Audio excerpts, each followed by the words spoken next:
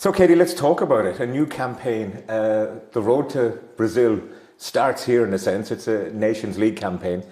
Guaranteed a playoff, but what you want to do is try and finish as high up on that league table as possible. So, what's your vision? Yeah, look, as you said, it's the start of our campaign. I think the long-term goal is, of course, Brazil next year, but it starts now, and I think for the players that have kind of started that journey before, even before Australia, we know what it takes. You can't get too ahead of yourself. You need to be solely focused on the game that's coming up next. And we've worked really well. We've worked really hard last year as a team, not starting off the way we wanted to, but how we reacted to that and built up into the Belgium game. And we done our job in terms of increasing up to League A. And I think if we want to be qualifying for major tournaments, we need to be ready to compete against the best, and that's what this League A campaign is going to be about. You still need a dream though, don't you? I mean, you made it to Australia. The thought, the prospect of getting to Brazil, the spiritual home of football, many people will call it. Yeah, no, of course. Like it's an absolute dream. I mean, the first time round in Australia was absolutely incredible, and you get a taste of it, you get a feel for it, and it only kind of spurs you on to go for more. But as senior players now, we need to make sure we share that experience with the younger players coming through, helping them understand what it takes. Because, yeah, it's a long way. We've got 6 games in this league campaign, and maybe a potential playoff then towards the end of the year. So we can't get ahead of ourselves, of course, but we will be fully focused on doing our job tomorrow night. Before we talk about the game against France, I'll just bring you back though to the two-legged playoff against Belgium. And maybe the first leg in particular at the Aviva Stadium. What a performance from you personally and from your teammates. Where did that come from? I think, of course, with a bit of a transition period over the course of the year with Carla coming in, experience, leaving the team, players retiring with so many caps and years of experience that have helped shape this national team. There's always going to be a bit of a period where you have a dip, and I think the dip came obviously at the start of the year, but it was up to us as a team and Carla and our staff to kind of steady that and make sure we're all on the same page and aligned and on how we want to play, how we want to try win games. And I think the opportunity in that Belgium game, especially at home in the Aviva, you get a different feel for it, in front of your home fans. And the experience of obviously the Wales game as well, the following year, playing a big pressured game in the Aviva. You have to go through those moments as a team. So I think the learnings from that we've taken on, and we were able to execute our game plan really well. I think everyone had a fantastic game, and I think it shows when we're all on it and aligned like that, the type of performances we can put in. Did you take something from that Wales defeat? We're not going to let this happen again, because it was so crushing. Yeah, you have to take lessons from defeat. I've always kind of spoken about that Ukraine fixture back a few years ago under Vera Pauw, and feeling that hurt and disappointment. I said I didn't want that to happen again, and then obviously you experience something like Wales, but you have to go through those moments as a team for us to learn how we can improve, how we can control the game a little bit better, physically, emotionally, tactically, and you have to do that as a team. Unfortunately, it doesn't go your way all the time, but it's how you bounce back from it, and that's, for me, as captain of this team, I think that's what I'm most proud of, and how we reacted over the past year.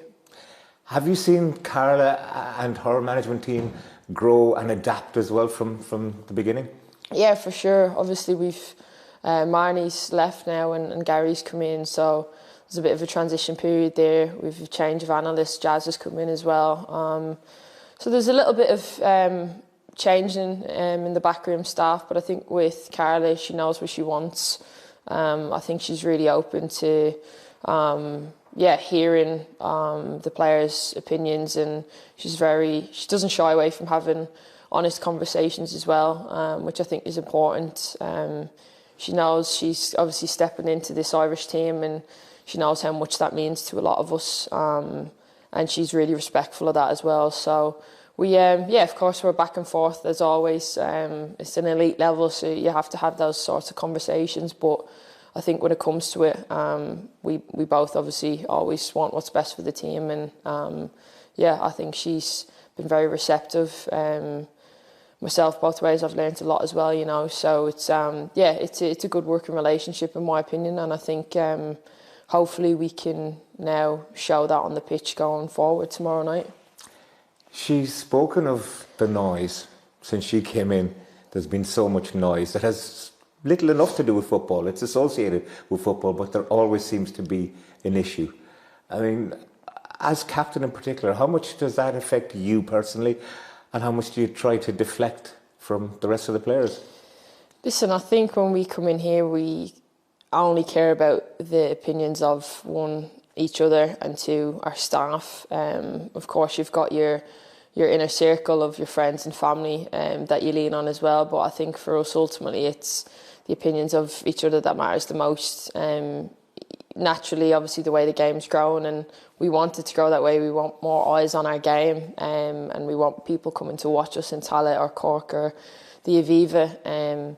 But with that comes scrutiny, comes noise. So you have to take that on the chin. I think we've got a really good dynamic in our group. I think everyone's very comfortable with each other. We know each other a long time, and there's a real care aspect as well. When we've got new players coming in, younger players, you have to take them under your wing and look after them and steer them away from social media at times.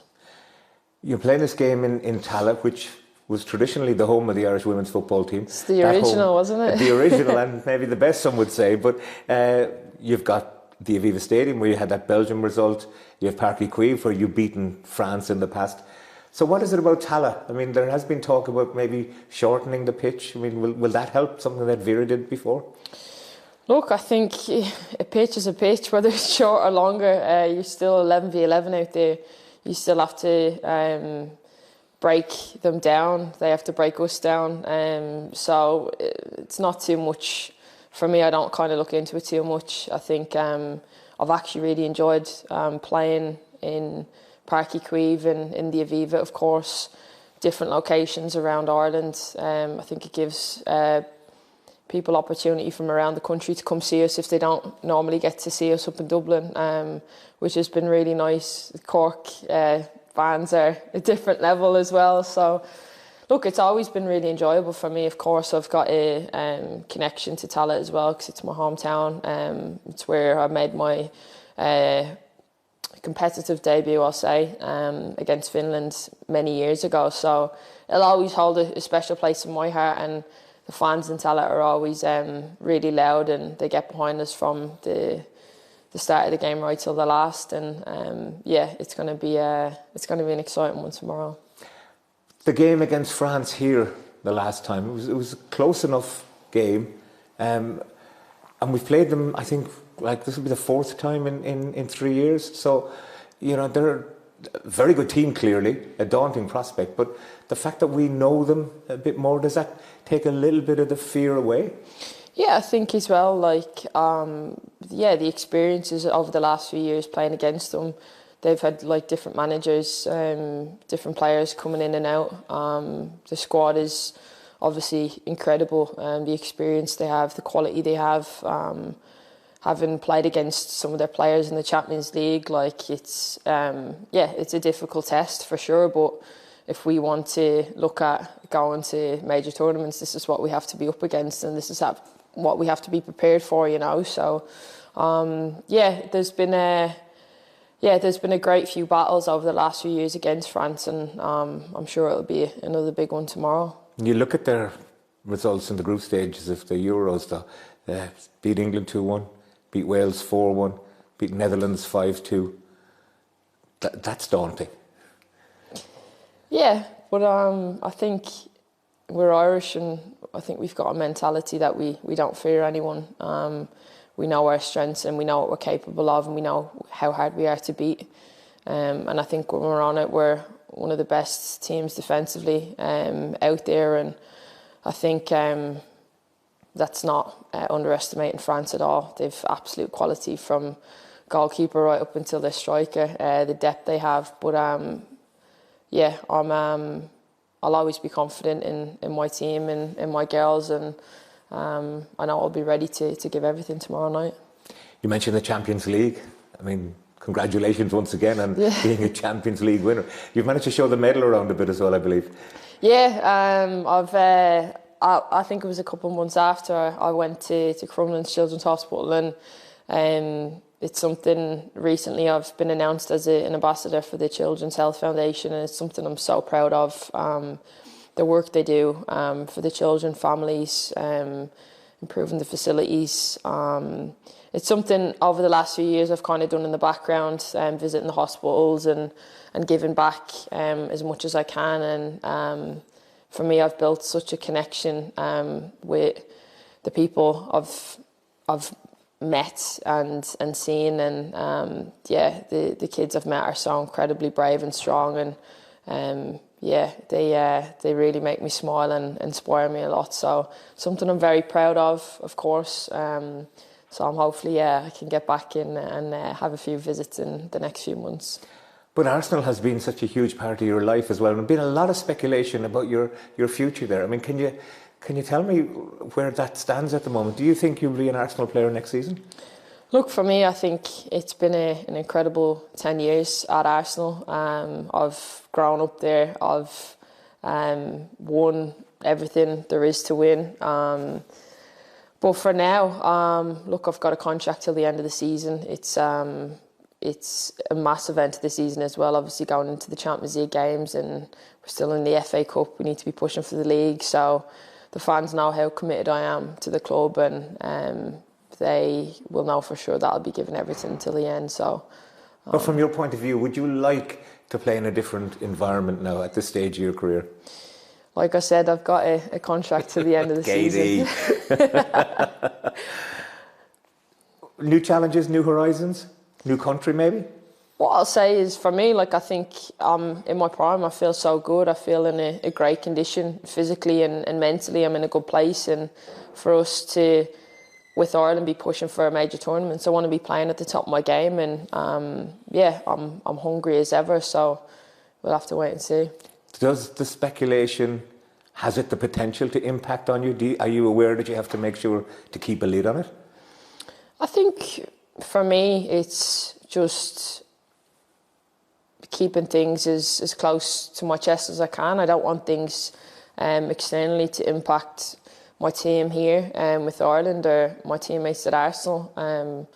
It's part and parcel of football, you know. So look, we'll see. As I said, I've got till the end of my contract, and I'll be giving everything up until then. I'll finish with this. I think Carla said positivity breeds positivity, which I think we all agree with. You beat Belgium with an amazing performance by you, and then won the tie after the second leg. Troy Parrott scored against Portugal, and then a hat-trick against Hungary in Budapest. And it suddenly changed everything. It felt like you started it, and then that there was a rise in positivity about Irish football in general. Yeah, do you know what? We've, as two teams, the women's team and the men's team, it's been turbulent at times over the years. So to see us both doing well, I think it brings a smile to everyone's faces and it uplifts the nation. As you said, the Belgium game, going and winning those games over the two legs, and then obviously Troy doing what he did for the men as well. We were so proud watching that, because we're Irish fans as well, you know. So yeah, it's amazing to see both teams do well, and I want us to continue that as well for Irish football. As do we all. Katie, the very best of luck to you. Thank you, Tony.